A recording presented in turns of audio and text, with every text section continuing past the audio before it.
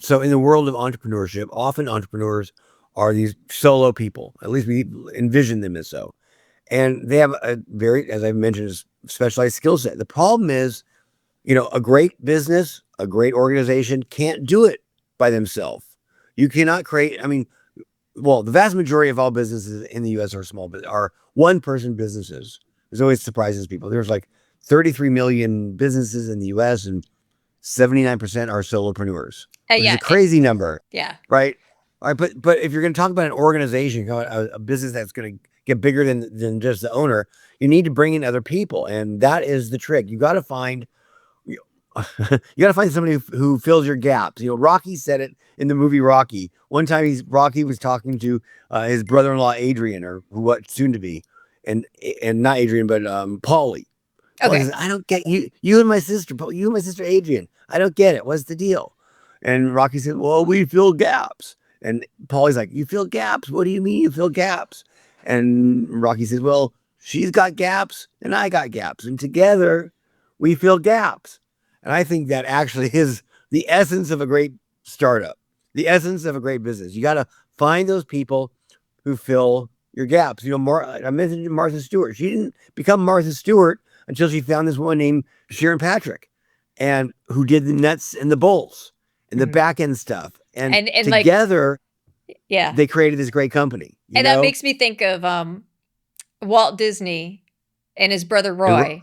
Like right, Walt, my understanding is Walt Disney was the creative and Roy was the one who turned the bolts and made it work. right. So, and I just think it's like, I love entrepreneurs, and they're maybe not always the best communicators, right? And to be a great manager, you got to be a pretty good communicator. Yeah. Um, and maybe they're not the most organized people in the world. I find a lot of entrepreneurs are kind of these scattered geniuses, and that doesn't make for great management either when you don't know what's being expected of you. Because I think the reason why they're scattered is because they are creative. And like, I've grown up with a brother who's very, very visionary. And my husband isn't, I mean, he has some really good vision, but he's also just, his interests are always piqued. right, And so, like, because of those two people, like, I have spent a lot of my time just going, yeah, we need focus. Because I am 1000% focused. You give me a goal, right, the whole world closes down, and all I see is that goal and getting there. And so, like, I'm like, I guess maybe we're balancing each other out a little bit, because believe me, if it wasn't right, for my husband, I would never smell a rose at all. Wouldn't even notice they exist.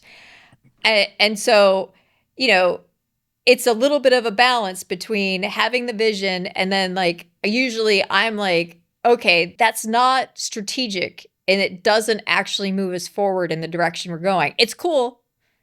It's an right. idea, but give me the ideas that actually propel us along this path. Yeah. And Well, I like both. We need both. Like, I could use you in my business. I'll tell you. I'll tell you the truth, because I tend to be the former. I tell the story of Tommy Hilfiger, right? The designer. Uh, and if you ever want to read my stories, you go to news.planetsmallbusiness.com, I did. and you can find. Okay, there you go. And anybody watching or listening can get some of these stories there. I tell this story because this excites me about an entrepreneur. Tommy Hilfiger was just a guy in the middle of a design house. No one had ever heard of him. He was just another guy on the assembly line, and he really had a vision for his life, and he really thought he could be a great designer. And he didn't know how he was going to ever break out, because he was in his mid-30s and he was just another schnook. And he went and hired a PR firm, hired a PR guy, and he told him the problem. The PR guy came up with this audacious plan, which was, here's what we're going to do, Tommy. You should go buy a billboard in Times Square, and we will compare you to all the great designers out there right now. We'll compare you to Ralph Lauren, and we'll compare you to Calvin Klein, and we'll compare you to Perry Ellis, and then we'll say Tommy Hilfiger. And he's like, that's outrageous. I love it. And he got himself some backers, a couple $100,000, and they put up a billboard in That Times is, Square right across from the polo store, Ralph Lauren's polo store. And it said, who is Tommy Hilfiger? He's the next Ralph Lauren, Perry Ellis, Calvin Klein. I mean, that week he became the talk of the fashion world, of course, the next week he was on the Tonight Show, and the next week he was Tommy Hilfiger. He became a thing. That's And crazy. I had not is heard that that story. I love that story because that's the essence of what a great entrepreneur is. Taking these audacious, big, bold risks, and we need teammates who can help us bring that to fruition. Those are, fill those gaps. You can find someone to fill that gap. You're onto a great business. Yeah, that's very true. Yeah, And there are a isn't lot that a of fun gaps. story? There are a lot of gaps. I mean, like, Right. like, like this is why we do groups. Like, our brains only have so much capacity. Right. And if you're gonna do something, I mean, you can have, like you said, you can have a small little business, Sure. and at that point you're deciding probably I'm having a lifestyle business, and there's nothing wrong with that. Right. But if you want to do something that's bigger or more complicated, like you need a group. You need it's a brain trust, because you can't actually filter and process all the information and do your job Right. on your own. It's not possible. Not possible. And I find, because, like, I've taught students for a number of years at universities, like, I mean, I love the human brain. I love going on Reddit and just going to the comments. Like, I'll read something, I'll be like, oh, I can't wait to see what these people had to say. Because I think Right. the human brain is amazing, and just like, they're funny. But it's even more amazing when you put people together, like you give them a question in class, and this happens all the time. You give them a question in class, and as individuals, they have no idea how to respond. And the second you put them together with one or two other people, the magic happens. And, right. And they can have some really interesting responses. Like, this is, I don't even know how many days I would come out of class on a topic I'd taught many times before and thought about many times, and some student saw it from a different angle, and I was like, I never had that insight before. And that's the human. Yeah. That's what groups can do. That's what groups can do. That's why we need teammates.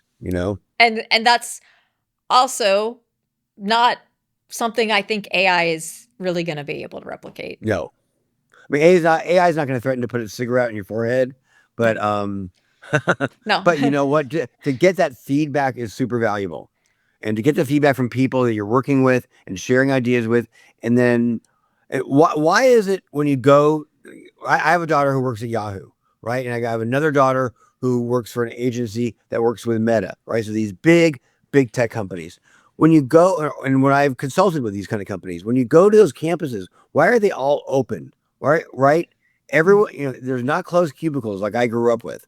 They're open because there's something that happens in the energy of people working together that creates something bigger than the whole, right? There's an energy that happens and a creativity that happens, and people start sharing ideas. And that's the real fun of getting to work with a creative, interesting, great group of people, I think. Something bigger comes out of it. Yeah, when it happens. When somebody says something, and it doesn't matter like how they got there, like through whatever other conversations were going on. Right. But when that magic happens in a group where like you're like, that makes so much sense and I should have seen it, but I didn't. Right. And that's the genius of it. Like sometimes simplicity is actually genius.